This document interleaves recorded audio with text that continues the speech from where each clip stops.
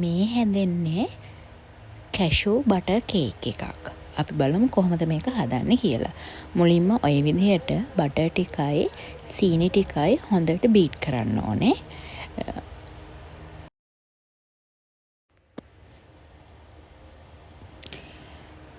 ඊට පස්සේ අපි බිත්තර එක බැගින් ඒ මිශ්‍රණයට දාන්න ඕනේ.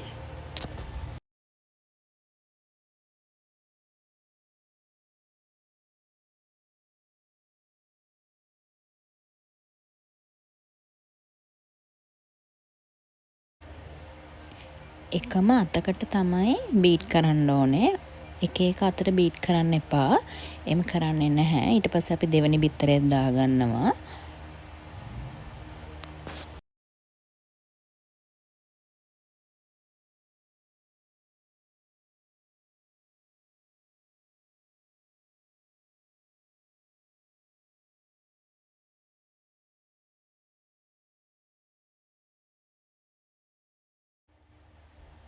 මිශ්‍රණය හොඳට බීට් කරලා අපි ඊට පස්සේ තුන්වෙනි බිත්තරෙත් මේ විදිහට එකතු කරගන්නවා. ඔයාලා හොඳට මතක තියාගන්න ඕනේ බිත්තර ටික අපි වෙනම කඩලා භාජනයකට දාලා බලන්න ඕනේ මේ බිත්තර හොඳද නැද්ද කියලා. නැත්නම් එකපාරටම අපේ කේක් මිශ්‍රණයට මේ බිත්තර එකතු කරන්න එපා.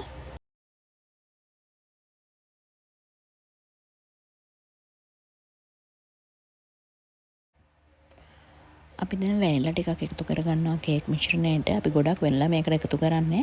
බිත්තරවල තියෙනවනේ පොඩි ස්මෙල් එකක්. ඒ ස්මෙල් එක නැති වෙන.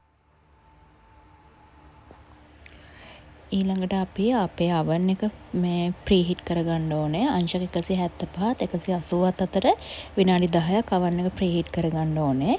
හැබැයි එක එක අයගේ oven අනුව එක වෙනස් වෙන්න පුළුවන් හීට් එක.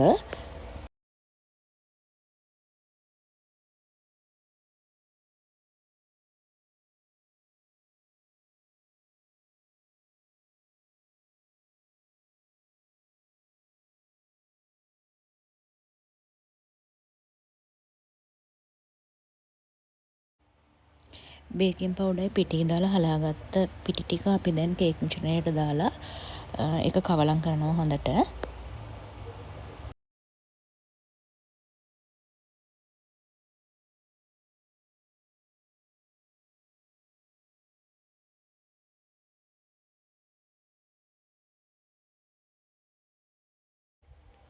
ඊට පස්සේ තමයි අපේ කජු ටික එකතු කරගන්නේ. හොඳට මතක තියාගන්න කජු අපි පිටිවල තවරලා තමයි තියෙන්නේ. මොකද එකපාරටම කජු ටික අපි මිශ්‍රණයට දැම්මොත් ඒක යටට වහිනවා.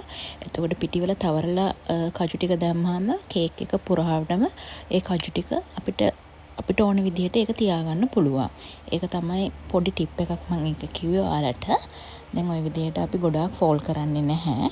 පොඩ්ඩක් ෆෝල් කරලා අපි අපේ කේක් තැටියට අපේ මිශ්‍රණය දාගන්න ඕනේ. කේක් මිශ්‍රණය මේ විදිහට තැටියට දැම්මට පස්සේ ටැප් කරන්න ඕනේ. හැබැයි මගේ අතින් මේ ටැප් කරන වීඩියෝ එක නම් වීඩියෝ වෙලා නැහැ. ටැප් කරාම තමයි වායු බුබුලු නැති වෙලා හොඳට කේක් එක ලස්සනට එන්නේ. අපි දැන් ඔය කරේ oven එකට දැම්ම එක ප්‍රීහීට් කරපු oven එකට තමයි කේක් එක දැම්මේ. ඊට පස්සේ විනාඩි 35ක් 40ක් අතර තමයි කේක් එක බේක් වෙන්නේ. මගේ oven එකේ නම් 35ක් විතර වෙනකොට බේක් වෙනවා හරියට. ඔයාලගේ oven වල කොහොමද කියලා බලන්න. එක එක අයගේ oven වල එක එක වෙලාවල් තමයි එන්නේ. 175ත් 180ත් අතර උෂ්ණත්වයක තමයි මගේ මේ කේක් එක බේක් වෙන්නේ.